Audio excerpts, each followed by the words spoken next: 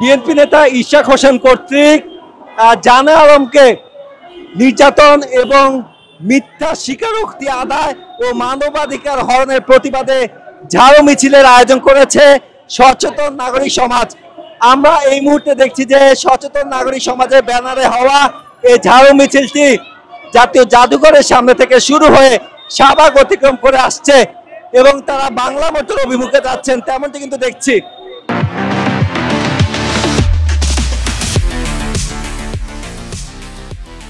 আমরা দেখছি ব্যানারে কিন্তু তারা উল্লেখ করেছেন যে বিএনপি নেতা ইশাক হোসেন কর্তৃক জুলাই গণঅভ্যুত্থানের পর প্রথম গুম, শারীরিক নির্যাতন ও জোরপূর্বক মিথ্যা স্বীকারোক্তি আদায় ও মানবাধিকার হরণের প্রতিবাদ তারা তাদের ব্যানারে উল্লেখ করছেন এবং আমরা সকলের হাতে কিন্তু এই মুহূর্তে ঝাড়ু দেখছি।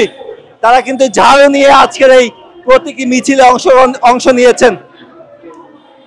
এর আগে গতকাল সামাজিক যোগাযোগ মাধ্যমে একটি ভিডিও বার্তা কিন্তু ভাইরাল হয়, যেখানে উল্লেখ করা হয় গুলশানে যে 10 লাখ টাকা চাঁদাবাজি করা হয়েছিল সেটির সঙ্গে উপদেষ্টা আসিফ মাহমুদ, সজীব ভুঁইয়া জড়িত এমনটি অভিযোগ করা হয়।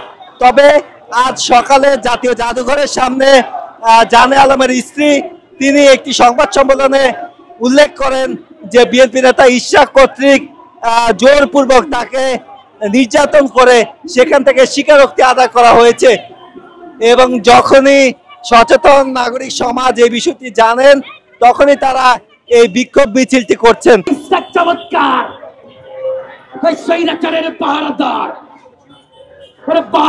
চমৎকার স্বৈরাচারের পাহারাদার, সান্দা নাকি ইশাক, সান্দা নাকি ইশাক, সান্দা নাকি ইশাক, সান্দা নাকি ইশাক, ইশাকের দুই গালে জুতা মারো তালে তালে।